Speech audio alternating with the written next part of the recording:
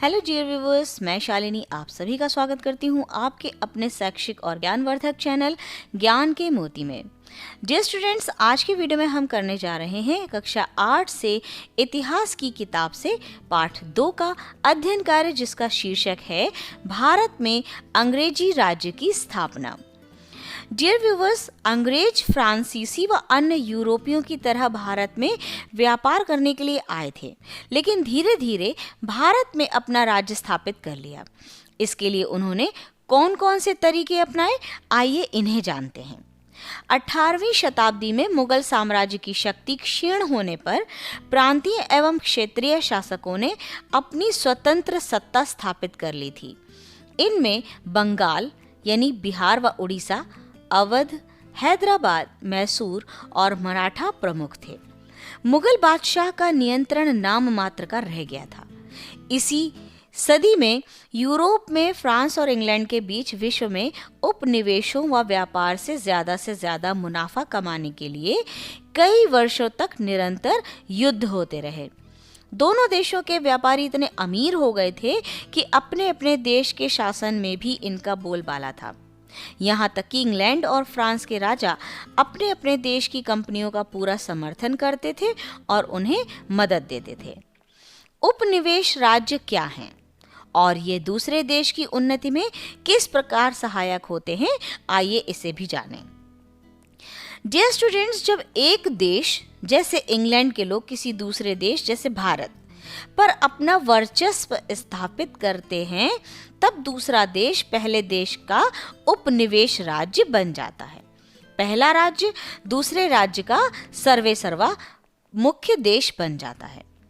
मुख्य देश उपनिवेश राज्य के सभी संसाधनों का प्रयोग अपने हित में करता है, जिससे मुख्य देश यानी पहला देश उन्नति करता चला जाता है, जबकि उपनिवेश यानी जो दूसरा देश होता है अवनति की ओर जाने लगता है। भारत को अंग्रेजों ने अपना उपनिवेश राज्य क्यों बनाया? पहला तो इसका कारण रहा होगा कि इंग्लैंड में औद्योगिक क्रांति के दौरान कारखाने लग गए थे, अतः वह भारत को सिर्फ कच्चे माल की पूर्ति का साधन बनाना चाहते थे। साथ ही इंग्लैंड अपने यहाँ का बना सस्ता कपड़ा और दूसरा सामान भारत को ऊंचे दाम में बेचना चाहता था, जिससे वे भारत में बुना कपड़ा यूरोप में बेचकर मालामाल होते रहें। वे भारत में कई जरूरी फसलें उगवाकर उन्हें दूर दूर तक बेचते थे, जैसे नील, पटसन, अफीम, गन्ना, चाय, कहवा आदि। उन्होंने व्यापार की ये सब चीजें लाने व ले जाने के लिए भारत के महत्वपूर्ण क्षेत्रों में रेल लाइनें और सड़कें बिछाना भी शुरू किया। इसके लिए वे लोहा, कोयला आदि खनिजों की खदानें खोदना चाहते थे व जंगल से लकड़ी का व्यापार करना चाहते थे। यह सब करने के लिए उन्हें भारत में जगह जगह अपने अधिकारी रखने और भारत के लोगों पर अपना नियंत्रण बनाने की जरूरत महसूस हुई। उद्योगों को बढ़ावा देने के लिए चलाए गए विशेष अभियान को औद्योगिक क्रांति कहते हैं। ईस्ट इंडिया कंपनी नील, कॉफी, चाय के बागान भारत में लगाती थी और इन फसलों को सस्ते दामों में खरीदकर अपने जहाजों से इंग्लैंड के कारखानों में भेजती थी। अंग्रेज इंग्लैंड के कारखानों से तैयार माल जैसे कपास से कपड़ा, चाय पत्ती, कपड़ा रंगने के लिए तैयार नील आदि जहाजों के माध्यम से भारत एवं यूरोप में अधिक दाम में बेचते थे। उन्होंने व्यापार की यह सब चीजें लाने व ले जाने के लिए रेलवे लाइन, सड़कें, दूर संचार आदि की व्यवस्था की। इससे व्यापार में तेजी आई और उनका दिन प्रतिदिन मुनाफा बढ़ता गया। यह सब करने के लिए उन्होंने भारत में अपने अधिकारी रखे और भारत पर अपना वर्चस्व कायम किया। बच्चों, आपकी समझ से मुनाफा कमाने के लिए पैसों का उपयोग किस प्रकार करना ठीक होगा? पैसों को घर में रखना, बैंक में जमा करना, सोना चांदी खरीदना या उद्योग में लगाना? आपस में विचार कीजिए। भारत में भी ईस्ट इंडिया कंपनी और फ्रेंच ईस्ट इंडिया कंपनी व्यापार पर कब्जा करने के लिए एक दूसरे से लंबे समय तक लड़ती रही। एक कंपनी इस कोशिश में रहती कि दूसरे को भारत से खदेड़ कर निकाल दें। इसके लिए दोनों ही कंपनियां अपने अपने देश इंग्लैंड व फ्रांस से सैनिक बुलवाने लगी। ब्रिटिश ईस्ट इंडिया कंपनी की ताकत बढ़ाने में लॉर्ड क्लाइव का विशेष योगदान था, दूसरी ओर डुप्ले ने फ्रांसीसी कंपनी का नेतृत्व किया। भारत के राज्य और विदेशी कंपनियों की सेना। भारत के राजा और नवाब अपना अपना राज्य बढ़ाने में और एक दूसरे पर हमला करने में लगे रहते थे। इनमें उत्तराधिकार संबंधी युद्ध भी होते थे और वे इन विदेशी कंपनियों की सहायता लेने में नहीं हिचकते थे। दोनों कंपनियां इन झगड़ों में अपनी टांगे अड़ाने लगी। अगर कंपनी किसी राजा या नवाब का साथ देने को तैयार हो जाती और अपनी सेना उसके लिए लड़ने भेज देती तो उस राजा या नवाब की ताकत बहुत बढ़ जाती थी। यूरोपीय सेनाओं का बड़ा दबदबा था। यूरोपीय सेना के पास बेहतर नौसेना, तोपें और बंदूकें थीं। यूरोपीय सैनिक नियमित अभ्यास जैसे परेड और ड्रिल के साथ अनुशासित भी थे। इन विशेषताओं के कारण यूरोपीय सेना का पलड़ा भारतीय सेनाओं से भारी रहने लगा। राजाओं की सैनिक ताकत बढ़ाने के बदले में कंपनियां उनसे व्यापार की कई रियायतें ऐंठने लगी थीं। राजा कंपनी की सैनिक सहायता के बदले में उसे बहुत धन भेंट में देते थे। यह धन कंपनी के व्यापार में काम आता था। कई बार कंपनी राजा से उसके राज्य का एक बड़ा इलाका भेंट में ले लेती थी। उस इलाके के गांव, शहरों से कंपनी लगान वसूल करती थी और लगान से मिले धन से व्यापार करती थी। इस तरह मिले धन से कंपनी अपनी सेना का खर्चा भी चलाने लगी। भारत में जमीन लेकर इन कंपनियों ने अपनी अपनी कोठियों की किलेबंदी भी की और भारत में एक दूसरे से कई युद्ध लड़े। इनके द्वारा दक्षिण भारत के कर्नाटक क्षेत्र में 1746 ईस्वी से 1763 ईस्वी के बीच 3 युद्ध लड़े गए, जिन्हें कर्नाटक युद्ध कहा जाता है। अंत में 1760 ईस्वी में वांडीवाश के युद्ध में फ्रांसीसी अंग्रेजों से परास्त हो गए और सिर्फ व्यापारिक कार्यों तक सीमित रहे। राजाओं और नवाबों को अंग्रेजों से खतरा। कंपनी को भेंट देने और उसकी सेना का खर्चा उठाने में भारतीय राजाओं पर बहुत बोझ पड़ने लगा। राजा व नवाब व्यापार के खिलाफ नहीं थे, परंतु वे अपने राज्य में किसी और की सैनिक ताकत नहीं बढ़ने दे सकते थे। उन्होंने कंपनी की सैनिक ताकत पर रोक लगाने की कोशिश की। अस्त्र शस्त्र, सैनिक बल व किलेबंदी के सहारे होने वाला व्यापार कोई साधारण व्यापार नहीं रहा। भारत के राजाओं और नवाबों को यह बात बड़ी खतरनाक लगी कि उनके राज्य में किसी दूसरे देश के लोग सेनाएं रखें, युद्ध लड़ें, किले बनाएं और अपनी सैनिक शक्ति की धाक जमाएं। वे कंपनी की दूसरी बातों से भी परेशान रहते थे। ब्रिटिश ईस्ट इंडिया कंपनी का भारत के राजाओं के राज्य से फायदा उठाना। कंपनी के कर्मचारी अपना निजी व्यापार भी कर रहे थे। वे अपने माल को कंपनी का माल बता देते थे और कर नहीं चुकाते थे। इस तरह कंपनी तो धनवान हो रही थी, उसके कर्मचारी व अफसर भी निजी रूप से मालामाल होकर भारत से लौटते थे। कई भारतीय व्यापारी व सेठ थे जो कंपनी के व्यापार में मदद करते थे। वे भी अपने माल को कंपनी का माल बताकर कर देने से बच जाते थे, यानी टैक्स देने से बच जाते थे। कंपनी की आड़ में राज्यों में लूटपाट, धोखाधड़ी हो रही थी। कंपनी कारीगरों से जोर जबरदस्ती से बहुत कम कीमत पर माल खरीदने की कोशिश करती रहती। जो इलाके कंपनी को भेंट में मिले थे, उनके किसानों से भी हद से ज्यादा लगान वसूल करने की कोशिश करती रहती। जब राजा इन बातों का विरोध करते तो अंग्रेज उनसे लड़ पड़ते। उस राजा को हटाकर वे ऐसे किसी व्यक्ति को राजा बनाते जो उनके व्यापार के तरीकों पर रोक न लगाएं। 1756 ईस्वी में अली वर्दी खां की मृत्यु होने पर उसका पौत्र सिराजुद्दौला बंगाल का नवाब बना। सत्ता संभालते ही उसे घरेलू और बाहरी शत्रुओं का सामना करना पड़ा। नवाब के इन विरोधियों को बंगाल के कुछ धनी सेठों का भी समर्थन प्राप्त था। अवसर पाकर ब्रिटिश ईस्ट इंडिया कंपनी ने नवाब के विरोधियों की साजिशों में भाग लेना आरंभ कर दिया। इस समय यूरोपीय कंपनियां शाही फरमान द्वारा दी गई व्यापारिक सुविधाओं का दुरुपयोग कर रही थीं। साथ ही कलकत्ता स्थित अपनी बस्तियों की किलेबंदी भी करने लगी थीं। जब सिराजुद्दौला को इनकी सूचना मिली, तब उसने अंग्रेज व्यापारियों द्वारा की जाने वाली सैन्य तैयारियों पर प्रतिबंध लगाया। अंग्रेजों ने नवाब के आदेशों की अवहेलना की। इससे क्रुद्ध होकर नवाब ने अंग्रेजों के गढ़ कोलकाता पर आक्रमण कर उन्हें परास्त कर दिया। जब इस घटना का समाचार चेन्नई यानी मद्रास पहुंचा, तब क्लाइव एक नौसैनिक बेड़े के साथ कलकत्ता पहुंचा। कलकत्ता पर अंग्रेजों का पुनः अधिकार हो गया। नवाब तथा अंग्रेजों के बीच अलीनगर की संधि 9 फरवरी 1757 को हो गई। इस संधि के अनुसार कंपनी को बंगाल, बिहार तथा उड़ीसा में बिना चुंगी दिए व्यापार करने का अधिकार प्राप्त हो गया। किंतु क्लाइव इतने में संतुष्ट नहीं था। वह तो बंगाल में अंग्रेजी साम्राज्य स्थापित करना चाहता था। अतः क्लाइव ने नवाब के विरोधियों से साठगांठ शुरू कर दी। नवाब का सेनापति मीर जाफर स्वयं बंगाल का नवाब बनना चाहता था। वह विश्वासघात करके अंग्रेजों से जा मिला। अंग्रेजों ने मीर जाफर को बंगाल का नवाब बनाने और मीर जाफर ने अंग्रेजों को हर प्रकार की सुविधाएं देने का वचन दिया। यानी दोनों ने एक दूसरे से इस प्रकार बात कर ली कि मैं तुम्हें बंगाल का नवाब बना दूंगा और तुम मुझे सुविधाएं देना। इस षड्यंत्र में राय दुर्लभ, जगत सेठ और अमीचंद नामक व्यापारी भी व्यापारिक लाभ के लिए शामिल थे। इस षड्यंत्र की योजना पक्की होते ही क्लाइव ने सिराजुद्दौला को एक कूटनीतिक पत्र लिखकर उस पर संधि की शर्तों को भंग करने का आरोप लगाया।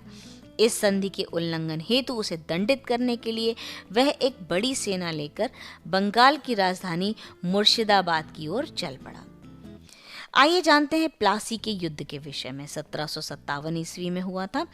जब नवाब को इसकी सूचना मिली, तब उसने प्रतिरोध करने हेतु अपनी सेना के साथ क्लाइव के विरुद्ध कूच कर दिया। 1757 ईस्वी में प्लासी के मैदान में सिराजुद्दौला तथा क्लाइव की सेनाएं आमने सामने हुईं।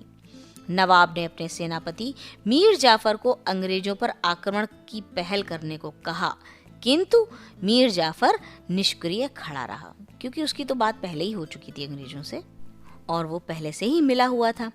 इससे सिराजुद्दौला को उसके विश्वासघात का आभास हो गया और वह षड्यंत्र से बचने के लिए लड़ाई का मैदान छोड़कर भाग गया।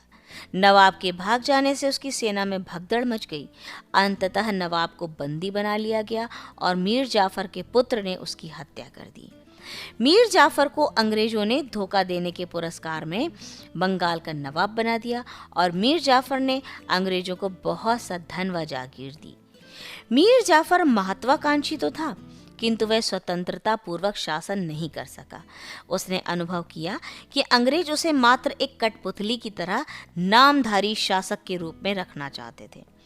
अंग्रेजों ने उसे अपनी सुनिश्चित आय का साधन बना लिया और उससे धन वसूलने लगे। कंपनी के एजेंटों तथा दलालों ने भ्रष्टाचार से आर्थिक लूट की कार्यवाही शुरू कर दी थी। फलतः नवाब का खजाना खाली हो गया और वह आर्थिक संकट में पड़ गया। अंततः वह अंग्रेजों की बढ़ती मांग पूरा करने में असमर्थ हो गया। उनके आर्थिक शोषण व उत्पीड़न के फलस्वरूप किसानों तथा दस्तकारों में असंतोष व्याप्त हो गया। इस राजनीतिक और आर्थिक अव्यवस्था से ऊबकर वह अंग्रेजों से छुटकारा पाने का उपाय सोचने लगा। इसी बीच 1760 ईस्वी में अंग्रेजों ने उसे गद्दी से उतारकर उसके दामाद मीर कासिम को बंगाल का नवाब बना दिया। अंग्रेजी सेना का खर्च चलाने हेतु उसको वर्धमान, मिदनापुर, चटगांव के जिले अंग्रेजों को देने पड़े। मीर कासिम एक योग्य शासक था। वह बंगाल की दशा को सुधारना चाहता था। उसने विद्रोही अमीरों का दमन किया और अपनी सेना में आवश्यक सुधार किए। मुंगेर में तोड़दार बंदूकों और तोपों को बनाने का कारखाना स्थापित कराया। सैन्य क्षमता बढ़ाने के लिए उसने सैनिक प्रशिक्षण हेतु यूरोपीय अधिकारी नियुक्त किए। उसने समरू नामक एक जर्मन को अपना सेनापति नियुक्त किया। उसने अंग्रेजों के व्यापार पर भी प्रतिबंध लगाने का साहस किया। अंततः अंग्रेजों ने अप्रसन्न होकर उसे हटा देने का निश्चय किया। मीर कासिम अंग्रेजों की नीयत से भली भांति परिचित था। वह उनसे सावधान रहता था। अतः उसने अपनी राजधानी भी मुर्शिदाबाद से मुंगेर, जो आधुनिक बिहार में है, स्थानांतरित कर दी और उसकी किलेबंदी आरंभ कर दी। उधर अंग्रेजों ने प्रतिशोधात्मक कार्यवाही करते हुए अपने सैन्य बल के द्वारा मीर कासिम के विरुद्ध कदम उठाया तथा उसे गद्दी से हटाकर मीर जाफर को पुनः बंगाल का नवाब बनाने का निश्चय किया। क्योंकि उनके मंसूबे जो थे ना वो मीर कासिम के साथ पूरे नहीं हो पा रहे थे, मीर कासिम इस अपमानजनक व्यवहार से आग बबूला हो गया। उसने अपनी सेना संगठित कर अंग्रेजों से लड़ाइयाँ लड़ी, किंतु वह पराजित हुआ। वह भागकर अवध में शरण लेने को विवश हुआ। अवध के नवाब शुजाउद्दौला तथा मुगल बादशाह शाह आलम के साथ उसने अंग्रेजों के विरुद्ध एक गठबंधन कर लिया। बक्सर का युद्ध 1764 ईस्वी। आइए पढ़ते हैं। उपर्युक्त तीनों की संयुक्त सेनाओं का अंग्रेजों की सेना के साथ 1764 ईस्वी में बक्सर के मैदान में भीषण संग्राम हुआ, परंतु सफलता अंग्रेजों को ही मिली। मीर कासिम युद्ध भूमि से भागने को विवश हुआ। अंग्रेजों ने एक बार फिर मीर जाफर को बंगाल का नवाब बना दिया। बक्सर के युद्ध का भारतीय इतिहास में बहुत महत्व है। अंग्रेजों की इस वजह से न केवल मीर कासिम की शक्ति छिन्न भिन्न हो गई, बल्कि अवध भी अंग्रेजों के सैन्य व राजनीतिक प्रभुत्व में आ गया। जहां प्लासी की जीत ने अंग्रेजों की आर्थिक स्थिति मजबूत की, वहीं बक्सर की जीत ने अंग्रेजों के पैर भारत में और मजबूत कर दिए। बक्सर के युद्ध के बाद क्लाइव ब्रिटिश गवर्नर बनकर भारत आया। उसने मुगल बादशाह शाह आलम द्वितीय और अवध के नवाब शुजाउद्दौला के साथ इलाहाबाद की 2 संधियां की। इन संधियों की निम्नलिखित शर्तें थीं। सबसे पहले हम पढ़ेंगे इलाहाबाद की प्रथम संधि, जो हुई 12 अगस्त 1765 ईस्वी में। इसकी संधि की जो शर्तें थी वो ये थी कि मुगल बादशाह शाह आलम द्वितीय ने शाही फरमान द्वारा अंग्रेज कंपनी यानी ईस्ट इंडिया कंपनी को बंगाल, बिहार और उड़ीसा की दीवानी प्रदान कर दी। वे इन प्रांतों से भू राजस्व वसूली के अधिकारी हो गए। और दूसरी शर्त ये थी कि मुगल बादशाह को 26 लाख रुपए की वार्षिक पेंशन अंग्रेजों ने देना स्वीकार किया। अब इलाहाबाद की द्वितीय संधि जो हुई 16 अगस्त 1765 ईस्वी में, कंपनी ने कड़ा और इलाहाबाद के जिले अवध के नवाब से लेकर मुगल बादशाह को दे दिए। अवध का शेष भाग यानी इलाहाबाद एवं कड़ा को छोड़कर अवध के नवाब शुजाउद्दौला को वापस कर दिया गया और नवाब ने कंपनी को 50 लाख रुपए युद्ध हट जाने के रूप में दिए। इसी प्रकार क्लाइव ने बंगाल के नवाब से एक संधि की, जिसके अनुसार बंगाल के द्वैध शासन की स्थापना की। इसके अंतर्गत प्रशासन का उत्तरदायित्व नवाब के कंधों पर डाला गया और राजस्व वसूली का अधिकार कंपनी ने अपने हाथों में ले लिया। इस प्रकार भारत पर प्रभुत्व जमाने के लिए अंग्रेजों ने भारतीय सामाजिक, आर्थिक एवं राजनीतिक ढांचे पर अपना वर्चस्व स्थापित किया और भारत को अपना औपनिवेशिक राज्य बना लिया। आइए देखते हैं कि अंग्रेजों के व्यापार के लिए भारत की क्या क्या चीजें महत्वपूर्ण थीं। चुंगी कर में छूट तथा सामानों को एक स्थान से दूसरे स्थानों तक ले जाने की छूट, जिससे उनका सामान दूसरों से सस्ता हो। व्यापार में मनमानी करने, भारतीयों को अपना सामान सस्ता बेचने, कंपनी का माल महंगा खरीदने, प्रतिद्वंदी यूरोपीय व्यापारियों को बाहर रखने और कंपनी का व्यापार भारतीय राजाओं की नीतियों से स्वतंत्र रहकर जारी रखने के लिए मजबूर करना आदि।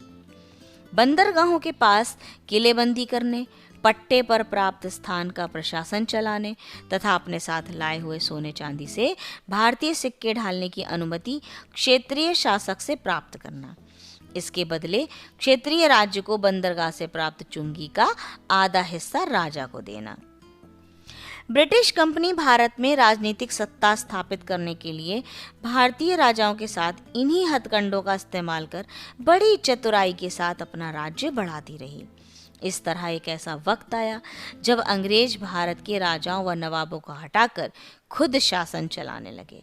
समय समय पर आवश्यकता अनुसार अपनी नीति में बदलाव, शर्तों को तोड़ना, भारतीय राजाओं पर आक्रमण, क्षेत्रीय राजनीति में दखलंदाजी, राजाओं के साथ कुचक्र, फूट डालना, आपस में लड़ाना आदि तरीकों का निर्लज्जता पूर्वक प्रयोग करते रहे। अंग्रेजी शर्तों के अधीन क्षेत्रीय राजाओं का कोष खाली होता गया। उन्हें राजकाज एवं विभिन्न कार्यों को करना मुश्किल हो गया। राज्य की आमदनी अंग्रेजों के हिस्से में जाती रही और खर्च की जिम्मेदारी राजा उठाते रहे और राज्य में जनता की तकलीफ के लिए भी राजा जिम्मेदार ठहराए जाने लगे। इस स्थिति का कोई भी राजा विरोध नहीं कर सका क्योंकि उनमें अंग्रेजों के विरोध की शक्ति नहीं थी और न ही आपस में एकता थी। इस स्थिति का फायदा उठाते हुए अंग्रेज एक एक कर समस्त क्षेत्रीय शक्तियों को कमजोर कर कठपुतली की तरह नचाते रहे और अपने अधीन करते रहे। अंत में प्रमुख रूप से अवध, बंगाल और दिल्ली के शासकों पर अपना अधिकार जमा लिया। डियर स्टूडेंट्स, इस प्रकार भारत में अंग्रेजी राज्य की स्थापना हुई। डियर स्टूडेंट्स, यहीं पर समाप्त होता है हमारा ये अध्याय, अधिक लंबा था।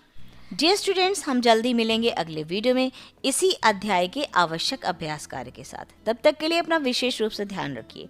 अगर आप मेरे चैनल पर नए हैं और आपको मेरे वीडियोस अच्छे लगते हैं तो लाइक कीजिए और हाँ, ज़्यादा से ज़्यादा शेयर कीजिए ताकि अन्य बच्चे भी इन वीडियोस का लाभ प्राप्त कर सकें।